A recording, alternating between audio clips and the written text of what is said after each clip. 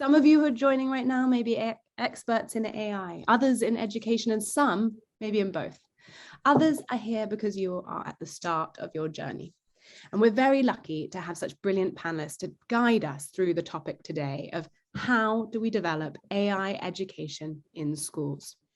In September this year, the UK National AI Strategy was published, declaring that the UK government will continue to ensure programs that engage children with AI concepts and that they are accessible and reach the widest demographic. And now we all need to come together to agree what this really means in practice.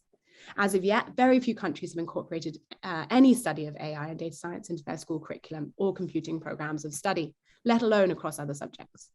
As part of the Raspberry Pi Foundation's series of free research seminars on how to educate young people about AI and data science, we're delighted to have this panel of experts to discuss what young people need from AI education. In this panel session, we're going to hear from two young people currently in education, as well as from the UK Minister for Tech and Digital Economy, Chris Philp, the CEO of Raspberry Pi Foundation, and research scientist at DeepMind.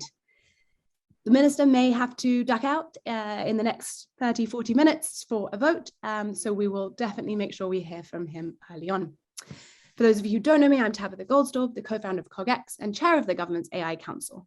So what I'm going to do is I'm going to come to each member of our panelists and ask them a question, and they will also, in answer to that, introduce themselves a little bit. So first, let's come to the Minister for Technology, Chris Philp. As I mentioned, just now, the National AI Strategy, you make some really exciting commitments. Why do young people need to know about AI? What does this really mean for you? Yeah, well, thank you, Tabitha. It's a great pleasure to join this afternoon. Look, the government take the view that AI is going to be one of the foundation stones of our future prosperity and our future growth. It's a kind of enabling technology that's going to have like an almost universal applicability across our entire economy. I mean, thinking back, it's a bit like a modern day version of electricity or a modern day version of steam, which just has a use across all of society, all of our lives, all of technology. It's one of those things that just is going to just infuse our lives in the future. And that is why it's so important that the United Kingdom leads the world in this area. We're already third in the world. We're a clear European leader, easily the European leader. We're third globally behind the US and China. And we are determined to build on that position, do even better, because it really is the future of our country, the future of our economy. And if you look at the things that AI is doing already, even today at this relatively early stage in its sort of lifetime in the real world, it's doing some extraordinary things. We saw, for example, Accenture, the firm based near Oxford, develop earlier this year, get to market a new drug, a new pharmaceutical, which was, I think, developed in about a year, whereas ordinarily it would take multiple years to get a new drug into clinical trials. I think we're being joined by someone from DeepMind, where they mapped the entire structure of folding protein. I was in a meeting just a moment ago with a series of tech businesses who are developing AI, which can scan people's faces and assess their age to within like plus or minus a year, which is critical for making sure children are protected online. So there are so many areas already where AI is having an impact, and it's only going to get bigger from here. So that's why we see it as so important. The Prime Minister is personally chairing a cabinet committee called the NSTC, National Science and Technology Committee, and they recently met. It was about 2 or 3 weeks ago, and they decided on the 2 technologies that we want to really double down on and really back. And those were artificial intelligence and quantum computing. So right to the top of government, this is a huge priority, and we are everything behind it. As you said, we launched the AI strategy a few weeks ago, but that's the first step. We intend to go a lot further. Yeah. And in that being a priority, obviously there's so many areas: research, adoption, young people. Where does that fit in your priority? Making sure that education, we're teaching young people about artificial intelligence, how to build it, how to live with it, how to play with it. Where does that fit? Well, it kind of fits everywhere, because obviously young people are the country's future. So nothing is complete without them being at the heart of it. I mean, you've touched on a whole range of different areas, but investing in education and in research is vital. I mean, at the sort of school level, we're supporting teachers to really understand how to start introducing the concept into the curriculum through the National Centre for Computing Education. We put, I think, about £85 million into that to help get teachers more into this new and emerging subject. And then after university, we're funding 2,500 conversion courses for people who've done subjects that are either near STEM or outside STEM, to do a sort of master's conversion course to get into artificial intelligence. And then beyond that, we're funding 1,000 PhDs per year at 16 centres, so people can get PhDs in artificial intelligence. So right from school to university to PhDs, we're really investing heavily in this. And I would just urge everybody who is in a position, like students at school, university, who can exercise a choice, to really think about exercising this choice, because I think it could make a huge difference to your life personally. It could be an amazing career, but it'll have a huge impact on society as well. Yeah, thank you. That's really helpful. And let's come to some of our other panelists and meet them. So Caitlin, you're at school studying for A-levels. When we first met, you pitched me an AI app for people with dyslexia. What inspired you to think about using AI for some of the things that you were confronting? So I think, well, all of my sort of ideas about using AI come from personal experience. So I'm neurodivergent, and I teach a lot of kids who do as well while running my own business. So when I first came to you and I was talking to a load of people about how we could use AI both to detect neurodivergence and to then help people with it as well, it's the idea that you can take something that we have so many issues with at the moment. So many kids end up getting left behind, so many kids end up struggling really unnecessarily when all of this technology exists. It's just not being applied to the problem at all. So I think I'm sort of mostly inspired by the fact that it already exists, and all we need to do is sort of push it in the right direction, and that'll be us sorted. Yeah, well, I'm so glad you are. Alice, you're an undergraduate in AI at Brighton University. How many others from your A-level year went into this field? Were you alone? What made you feel confident to take the leap into this? I actually applied for the course in September 2018, and at that time, nobody really knew what AI was. Yeah. Even I didn't. It was a brand new course at Brighton University at the time. And I'd only known about artificial intelligence from science fiction movies, so I thought it would be interesting. I think a lot of has changed in the last few years, and there's a lot more of an understanding of what AI is, but I still think it's a very ambiguous term. Machine learning, natural language processing, self-driving cars, chatbots are all under the kind of umbrella of artificial intelligence, but they're all very different. And I think universities don't really have a distinction in that right now, which leads to a lot of confusion about where your career can go. And when you're spending the time and money commitments, the financial commitments of going to university, a lot more people are comfortable with going to computer science in general, just because it's very well known, very well established. Yeah. What made you think that it was the right move for you? I didn't know it was the right move for me, honestly. I took a gamble. I knew I wanted to be in computer science, but I wanted to spice it up. Yeah. And yeah, I mean, I took a gamble and I've enjoyed it, and it's defined my career path. But I think so glad a lot of artificial intelligence is a gamble, because really it's an emerging technology and we don't really know how it's going to come across in the future. That's a very good point, Alice, and leads us perfectly onto Danielle, who made the gamble and has truly paid off. Danielle, you have had an incredible career in AI, mainly for healthcare. Could you tell us a bit more about your journey from university through to Microsoft DeepMind, and the interventions that you felt kept you on your path? So thank you, Tabitha, for putting together this great panel, and it's great to be here and hear the perspectives of everybody on the panel as well. So I guess my journey into artificial intelligence, and specifically into artificial intelligence for healthcare, started very much in my school days, where I had a math teacher who really encouraged me to work in statistics for healthcare. And I was always fascinated about combining these two worlds of mathematics, statistics, and healthcare as well. And I think something I've always felt deeply is how can I use my technical skills and my love for math to make an impact on society and to really help to make the world a better place as well. And this was very driven from my own personal experience of seeing relatives responding to treatment and seeing that sometimes people respond to medication and sometimes people don't. So I've always been fascinated about this idea of why is it some people respond and some people don't. So I decided to come to the UK to study, and I went to London School of Economics to do mathematics and statistics and really got grounding in math and stats. Then did my master's at University College London and went on to do a PhD at University of Manchester.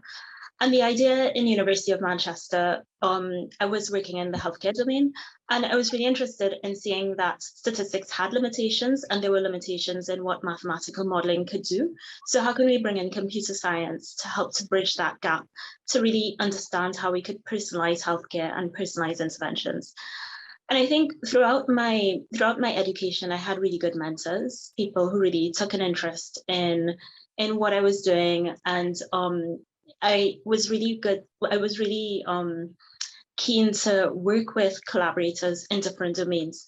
So I think one of the really important things of making an impact in artificial intelligence for making the world a better place and in society is having these cross-disciplinary interactions as well. So I engaged a lot with the medical community to try to understand what are the problems that they have, that they see, and where can AI help to bring about change and to make things better in healthcare as well. So after Manchester, I went to work in the pharmaceutical industry. So I worked for GlaxoSmithKline. Again, trying to get this understanding of where can we use artificial intelligence to improve the healthcare domain. Then I went on to work in mental health and looking at how can we understand heterogeneity and the differences in how people respond to treatments in the mental health space. And now I'm in DeepMind as well. So it's been a good journey working with collaborators and really working in teams as well to construct models, artificial intelligence models, to help to drive a better society and drive change. Yeah, I'd love to come back to working in teams and thinking about how we encourage that in schools. But first we need to introduce our last panelist, Philip, the CEO of Raspberry Pi Foundation. We've heard why education, about artificial intelligence is so important, but we're not starting from scratch, are we? What have you seen that's already happening in the space? What's really inspired you recently?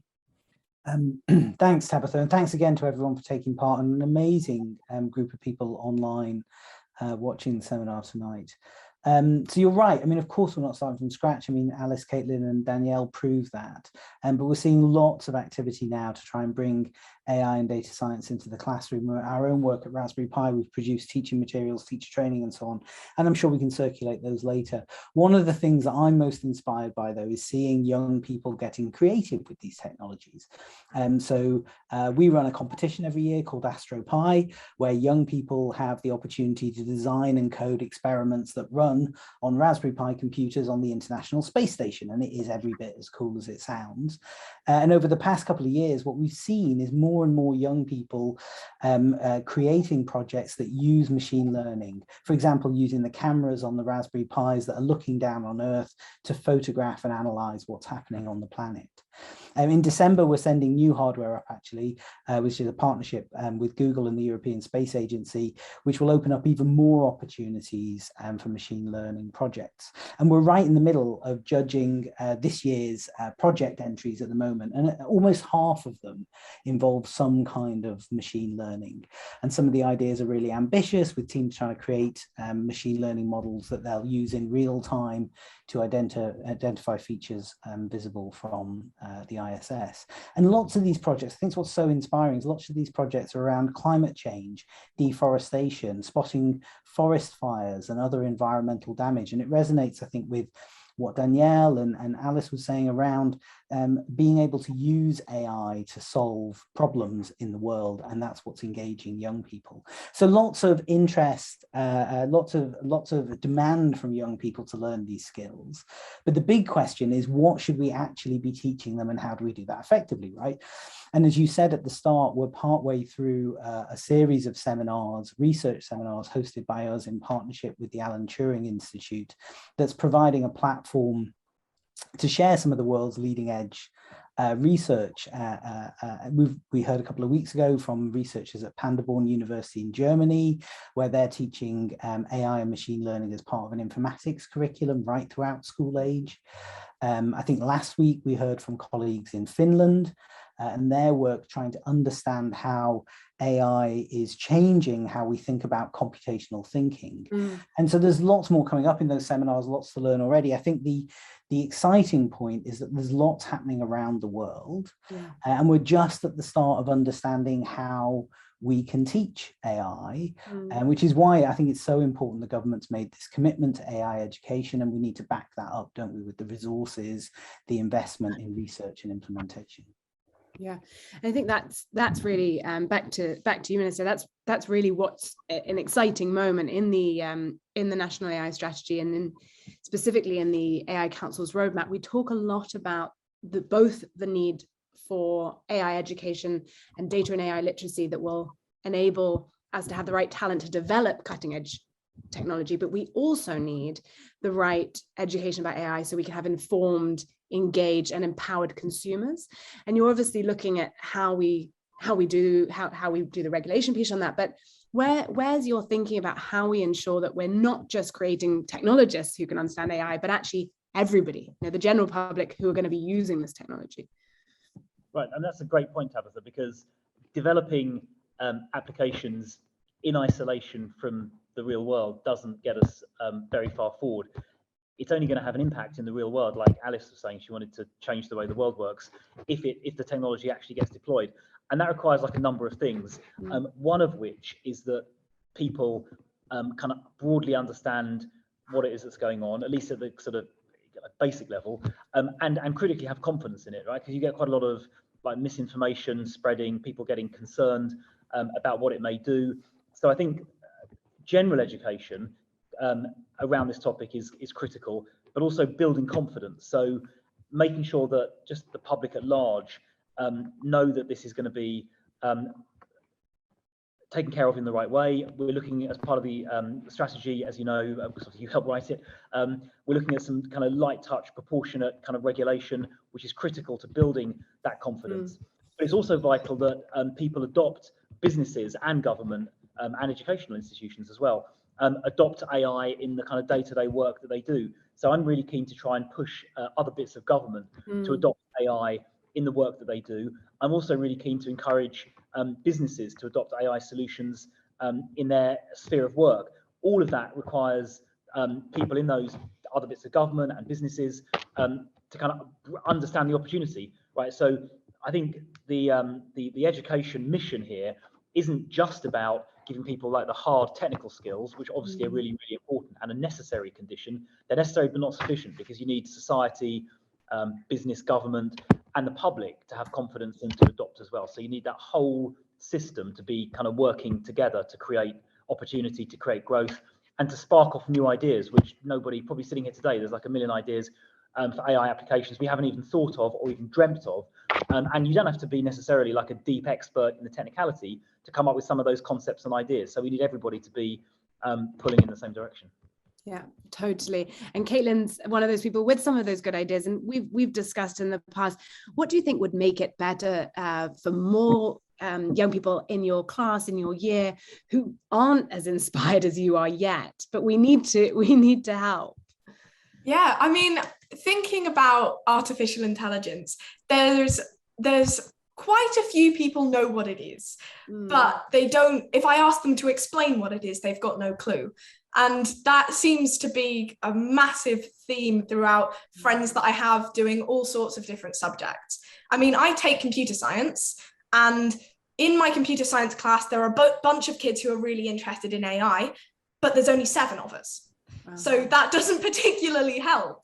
But I think what would be fantastic is if we could take this AI, these ideas that we've come up with and these different applications, and then take it out to different subjects. So I don't know, you're looking in your sciences, you're doing biology. How can AI be used and applied to what you're looking at in biology? How can AI be applied to all of these different subjects? Then it's not just us computer scientists sitting in like the corner of the school talking about how cool it is, but everybody can actually understand it and everybody will be interested in it. Yeah. Because it relates to the thing they're studying. They're not just seeing it as some kind of separate entity that they've got to try and get their head around.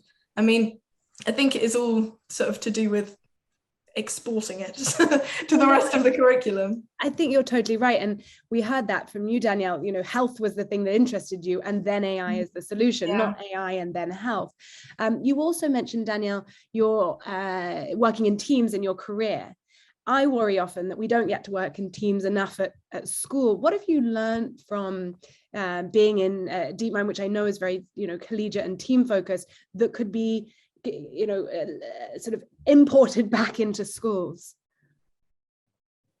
Yes, I think this is something that resonates very strongly with me, that it is really important to talk to people from other disciplines. So I am from a mathematical background, and for me, looking at the domains where I'm interested in making an impact is super important. So you gain knowledge and you also learn how to communicate, like communicating concepts like what is AI, what is machine learning, to a non-AI or machine learning audience.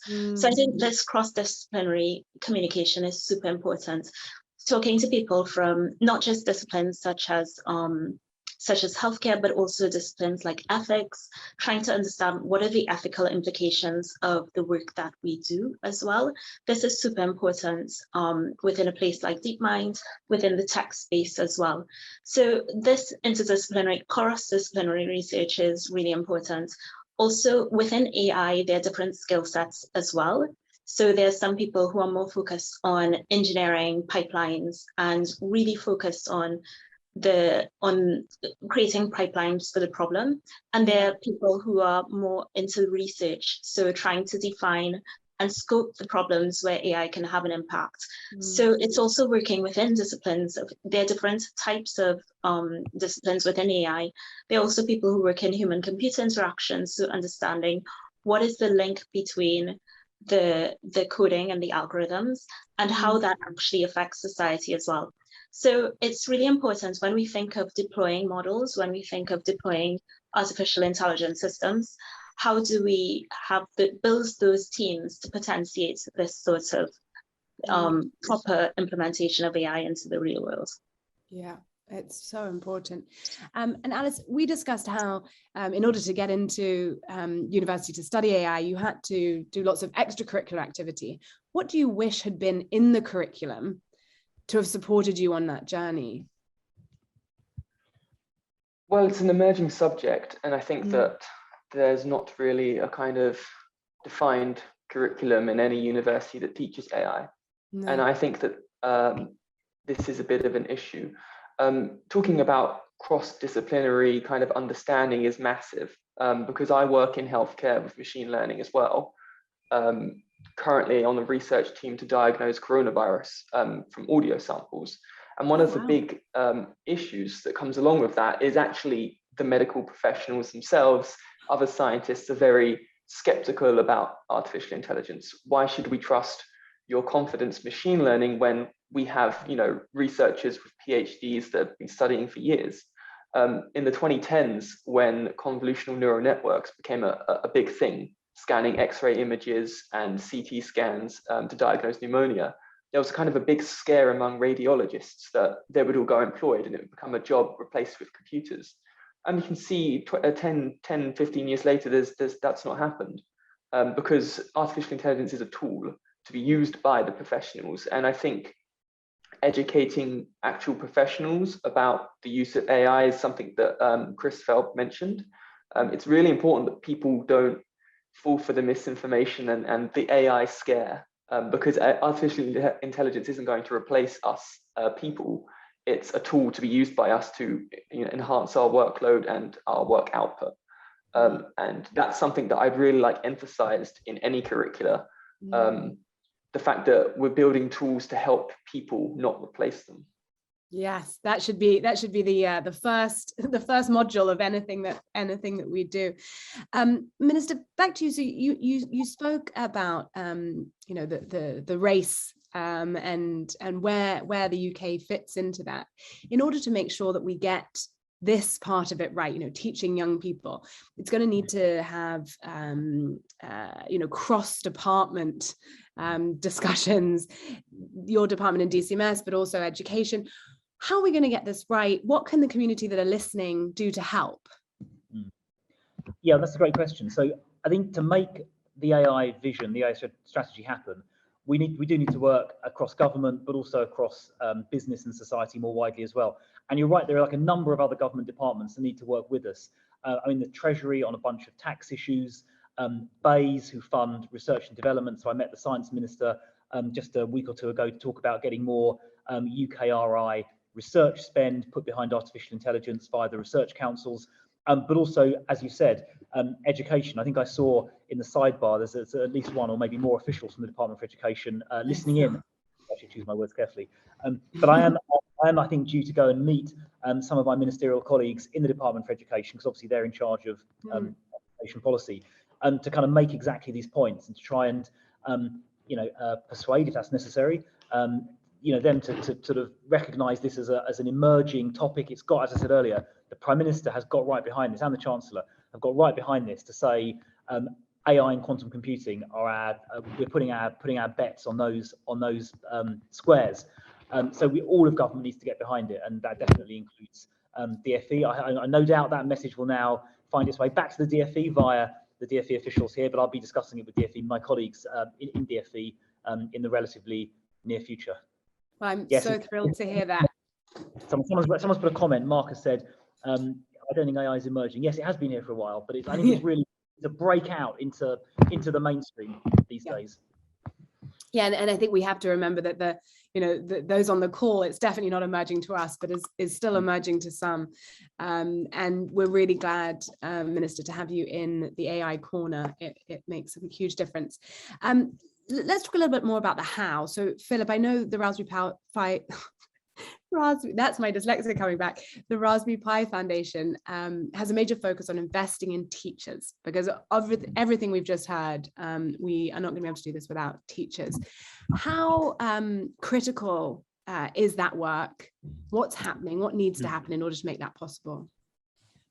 Yeah, well, look, teachers are obviously critical to all of this. I mean, there's a huge role for non-formal learning, which I think some panelists have talked about already, and that's what happens outside of the classroom.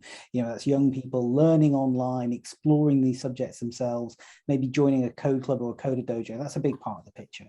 But if we really want to equip every young person with the knowledge and skills to thrive in a world that's shaped by these technologies, then we have to find ways to evolve the curriculum and support teachers to develop the skills and confidence to teach that curriculum. And that's non-trivial. I mean, we should just acknowledge that, right? The curriculum is pretty full.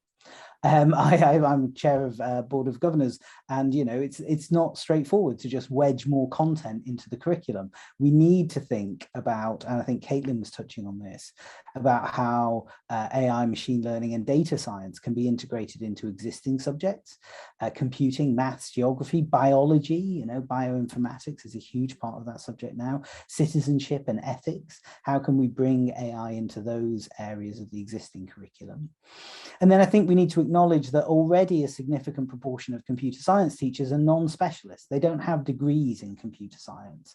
And that's going to be equally true for an emergent field like AI and data science, which is moving so quickly. You can't expect teachers who've been teaching for n number of years to know a subject that didn't exist when they weren't going through their education. And that means that we do need to invest in supporting teacher professional development throughout their entire careers.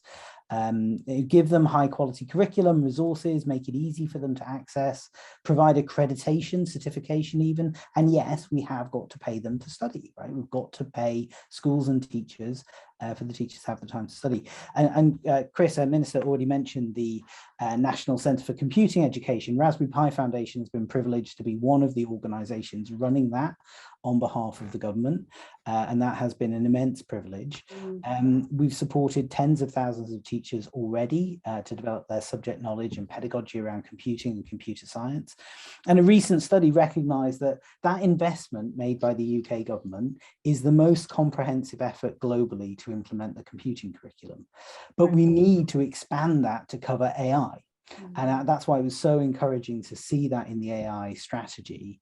That's something we've really got to double down on. I couldn't agree more, and I'm seeing lots of nodding heads. So we've spoken about the role of government, we've spoken about the role of teachers. Danielle, what's the role of industry and employers and other organizations? What's their role in supporting the development of the curriculum? How vocational should things be? How radical do you think we should be? That's a really interesting question. I think that there are lots of groups that look specifically at the curriculum, but I think also there's a bridge between what we are taught in school and the practical implications for the workplace as well. So there are lots of channels for thinking of how we can apply artificial intelligence and machine learning into the real world. So, for example, at a PhD level or at a university level, there are internships in industry as well to help to shape the thinking and the development between a strong technical background in mathematics and statistics, and how you can link this to real world problems and real world applications. So I think industry does have a place in terms of formalizing education and making education grounded in the real world. I also think as well, there is a role in mentorship as well. So that people who work in industry in AI and machine learning do also talk to people who have interest in school as well, and sort of show the range of professions there are within artificial intelligence as well, because this is very much teamwork. There are different types of people working in artificial intelligence, and different subject matters as well, different backgrounds. So I think that this is an important part of education, engaging the wider community, the global community, with what do people do in industry. From DeepMind, you do see a lot of public work as well. So there's a big bridge in communicating what do we do as artificial intelligence researchers. And there are a great series of podcasts as well, where you can see what does artificial intelligence mean? What are the sort of research problems? What is the impacts of that research as well? So I think this is key, communicating to society. And also I think that it is a responsibility as well to communicate where is this, what are we doing, and to really engage the community in that dialogue as well. Because creating a better society is not just for people working in tech companies, but it's for all of us. So it's really important that everybody is engaged in this discussion as well. So I think that communication piece is key.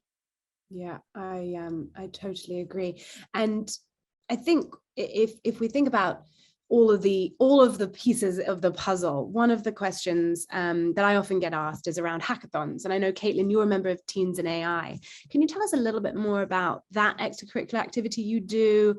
And have you thought how that could be brought into the classroom more?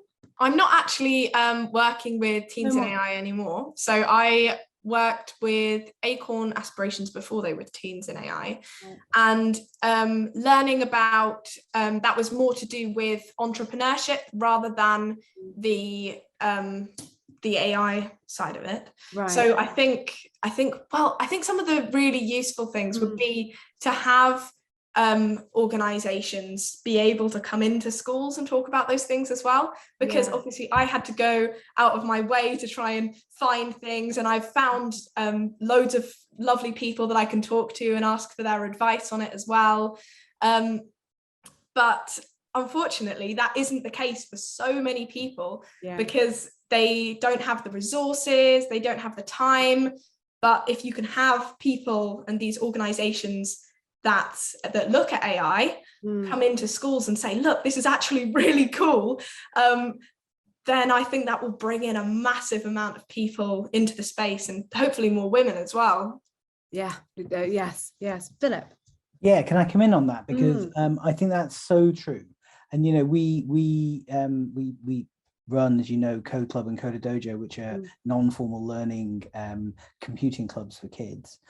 And what we see all the time is when people from industry go in as volunteers and mentors into those Coder Dojos, for example, that enormously opens up the opportunities for young people to learn and play with new technologies and, you know, figure out how they can use them to solve the problems that they care about. I mean, gosh, last year in Coolest Projects, which is like the showcase we have of kids building those, we had everything from autonomous recycling robots. I think we had an AI anti-collision alarm for bicycles, squirrel detection systems. I mean, they were just phenomenal. And I think it's an amazing way of industry connecting with young people and understanding what they're concerned about, but also a fantastic way to offer extra learning experiences to young people that they wouldn't normally get from schools. I mean, I did some Coder Dojos when I was younger, and they're absolutely amazing. I mean, it's just, it's the idea of being able to go from, well, I don't know, I go to school in a small village. So we don't necessarily have access to the amount of resources that you might get in the centre of London, but being able to go to Coder Dojos, all of a sudden you've got like the most exciting new developing things literally right in front of you, and it's amazing. I love them. Oh, I'm so thrilled. Alice, what do you wish you'd had when you were, you know, doing your 11 plus, your 13 plus? Actually, this is something that Danielle touched on earlier, and that's great mentorship. When I was in A levels, the teachers did not make the subject very interesting. It was very much a textbook following, sit in front of a computer. I actually found it very boring, and my parents encouraged me to continue with it because it was good money. But it was when I got to university and I met my current professor. He was very, very talented, and he saw the kind of the potential in everyone, really. And that's when I got selected to be on his lab, despite being an undergraduate, very unusual at the time, surrounded by masters and postdoc students. But to him, it wasn't about how far you were in your journey. It was about the skills that you could offer. And I think that more teachers and more mentors like this can really push people, because I know a lot of people that studied similar things to me and they left university without that mentorship, and perhaps had they had access to it, they could be somewhere very different right now, leading the domain rather than just being a person as a part of it. And I think to build leaders, we need to actually have leaders teaching us directly. It doesn't really look great when so many of our leaders, like Mark Zuckerberg and Elon Musk, all dropped out of school. We need strong leaders that stayed in their formal education, and I think that's really important. And that's why I think people like Danielle are amazing, and we need more Danielles in the world. That I can definitely agree to. So I think that also leads us really nicely into questions from the audience. We have our Q&A. I've got our Q&A up, so I'm going to start with some of the questions that I feel we haven't answered, because what's been good is, as people have been asking questions as we've gone along, it definitely means that some might have been answered. But there's one here from Shiraz Azad, who says, how can we embed the ethical issues related to AI when teaching AI to children? And I think that's a really good question. It's something that we also need to ask some of our leaders. Maybe they could go back to school in some cases. Danielle, can we ask you that question first? And then I would love to hear actually, I wasn't going to ask everybody an answer, but I think on this question, I'd love a very short 10-second answer from Philip, Alice, and Caitlin. But Danielle, your thoughts first. So I'll be curious to hear what people working in the space of education have to say on this. But I think through case studies, through examples of where AI has made a positive impact, but also where AI has gone wrong as well. And what are the implications in introducing biases that sometimes the biases in society are exacerbated by AI. So I think clear examples on this are really important. Yeah, always so helpful. Philip, what's your thoughts? I think data. Machine learning and AI are so much more about how we analyze and get value and solve problems using large data sets. And as we've learned, many of the problems are about biases that are built into that data, and helping young people think about the limitations of data that's available for machine learning implementations, I think would be really valuable. Alice? Well, I think the most important thing is figuring out where AI won't work and being realistic about it. Science fiction is science fiction, but in the end, when we have a terminally patient who's dying of cancer, a machine simply will not be able to have the empathy to be able to provide that person with what they need before they die. The artificial intelligence could be amazing at diagnosing the disease, providing treatments and custom treatment plans, but in the end, in that person's final moments, nothing will beat the empathy of a human nurse holding your hand. And I think that is really important to figure out where, well, as much as AI advances, there are some places that we simply can't replace people.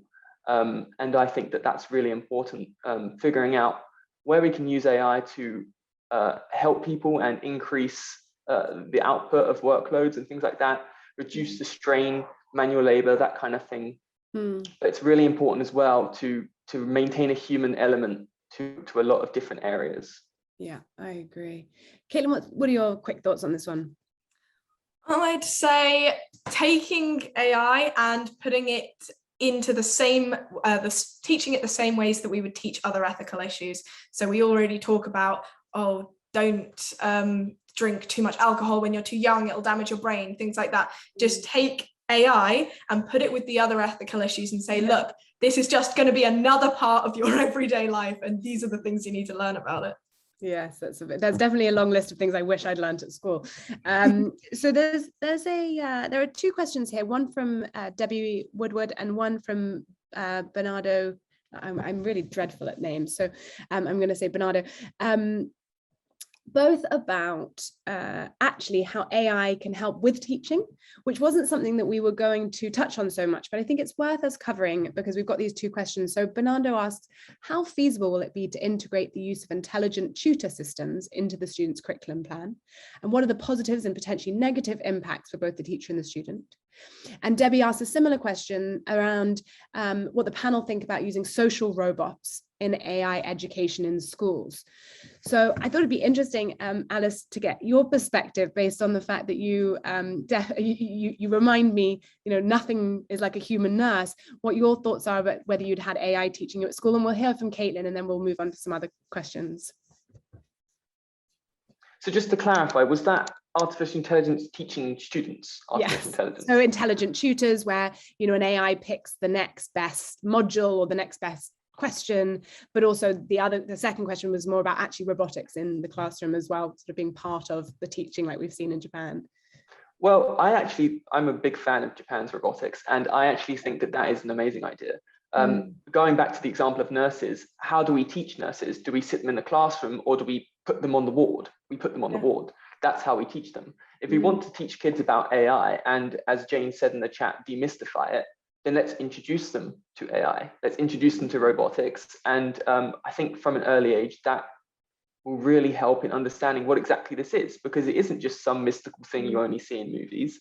It's something in the world right now. I know in China that they have robots taking drinks around conferences and stuff. This is real stuff really, really being implemented in the world right now. And I think having that in the classroom is just hands-on learning. And when people are young, when children, they learn hands-on. In nurseries, it's all about actually touching stuff and feeling stuff, building stuff, and actually having a robot in the classroom would really help with that, in my opinion. Yeah. Caitlin, would you like that to come and help you with your A levels? 100%, anything that will help. Sorry, that was a very bad way of describing the question. Leading the witness. I mean, I sort of thinking away from necessarily having robots, but AI platforms are hugely helpful. I mean, I use Uplearn at the moment for my A levels, which people may or may not have heard of. It's basically a program that works out which bits you can do, which bits you can't do, and it teaches you through and uses AI and neuroscience in order to teach. And I think that it would be fantastic. I know it works better for people with different neurodiversities as well, because it means that you've got easier spaced repetition, you've got a personalized program that teaches you exactly how you need to be taught rather than how everybody else's brains work. So I think it's absolutely fantastic. And while I don't want it to replace having a teacher, I don't want it to replace because I mean, nothing can motivate and inspire you like having an actual person. But at the same time, with AI alongside it, I think it would be a perfect combination. Yeah, just got to get that right. There's a question here from Maria Exante, I think probably for Philip first. She asks, do the panel think there should be alternative education systems for AI and emerging tech to supplement what the formal system currently provides? And I think we've touched on that, but it's a very clear question. I just thought we should ask that again. It's had some good upvotes. Yeah, and I think I don't know whether Maria has a view herself, but I think I'm very strongly of the view that schools are one of the most amazing social innovations in providing the quality of access to education that humans have ever come up with. Right? It's unthinkable now that we wouldn't have that kind of system which offers universal access, certainly in the UK and around the world too. But kids do a lot of learning outside of schools. And I think, I always think of the analogy of sports. It would be unthinkable that we didn't have a vibrant network of after-school sports activities, professional coaching, free activities and clubs that kids would go to, as well as having a good quality sport education within their school setting.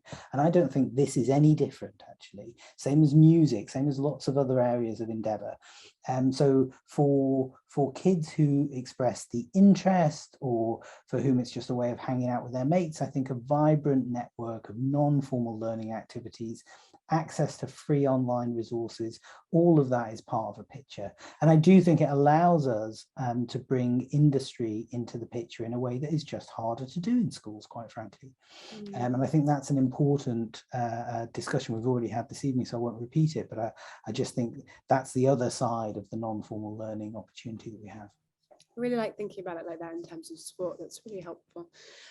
There's a question here from Sun, and I'm only going to ask the second half because I think we've really answered the first half. And Danielle, maybe this is a good one for you to kick off on. They ask, how do you see education on AI can spark new ideas, outside the box thinking, non-Western thinking, ethical approaches towards designing an AI in the future? And I think it's quite an interesting question, if I'm understanding right, to think about how actually could we get more innovation from young people by teaching them earlier and get that outside the box thinking? I think this is a really great question, and I think it is linked to the previous response that Philip gave as well.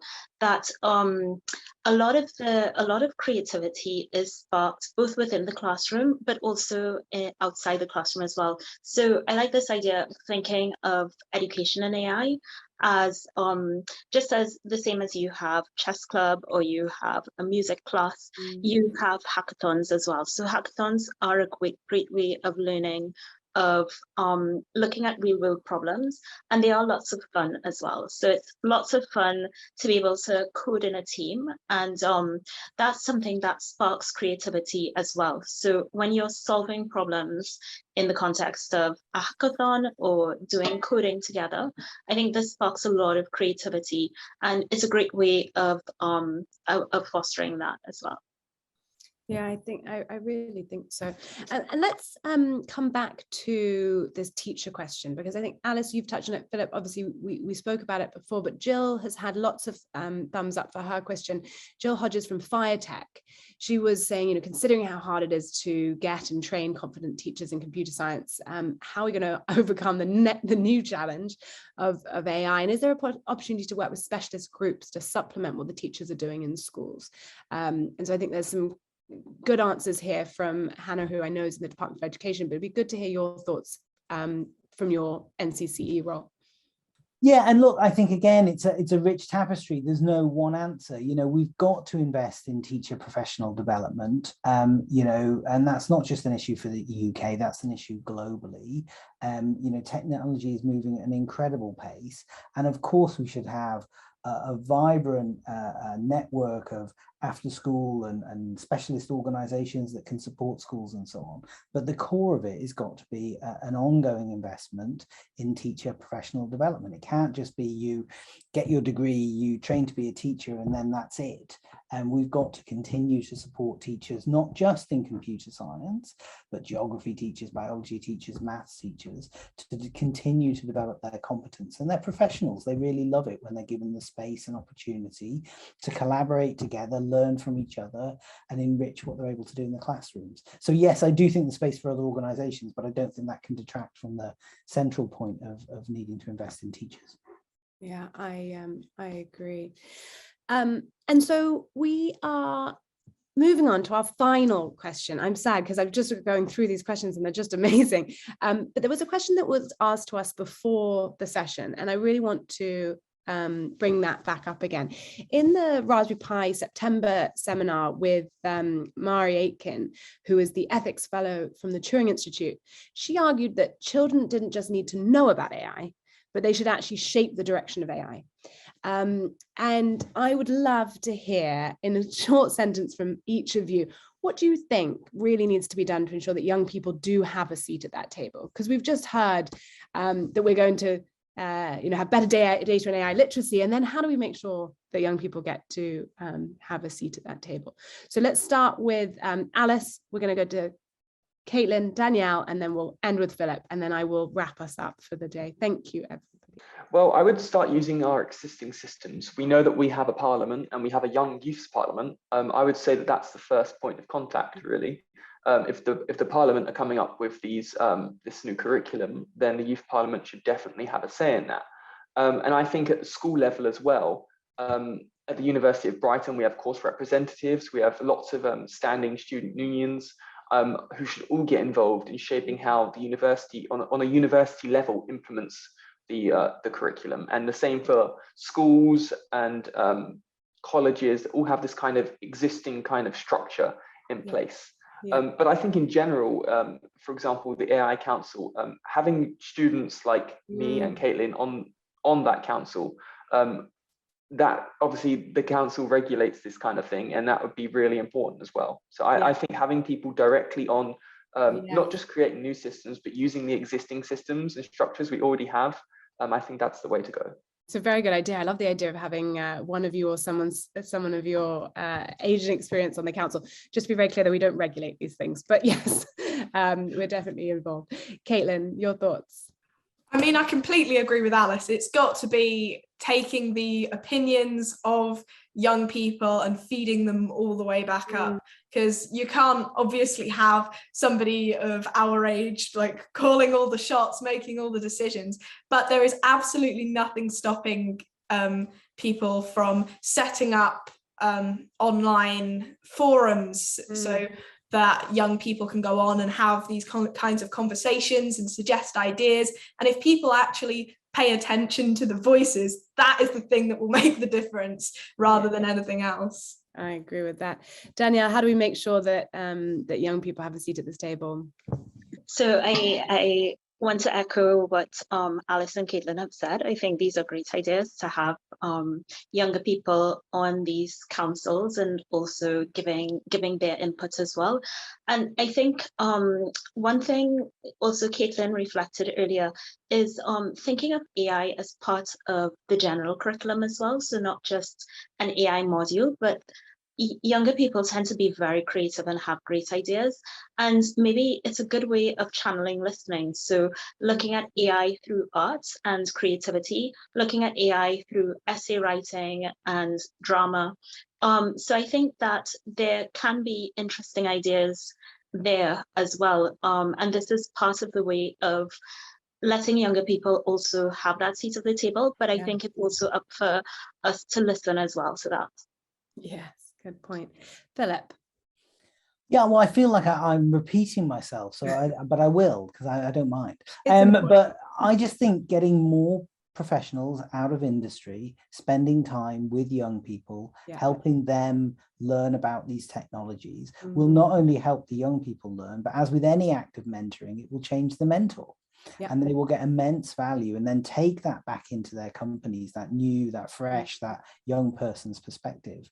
And, you know, having to explain in a transparent way how their algorithms and machine learning programs work will also help them be better at representing the views of young people, I think, inside their companies.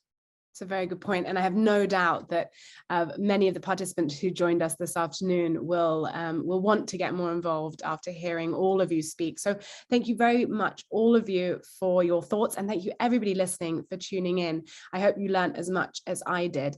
I wanted to quickly remind you of a few things before we leave you. As well as hosting this special panel event, the Raspberry Pi Foundation is running a series of research seminars on how to educate young people about AI, machine learning, and data science.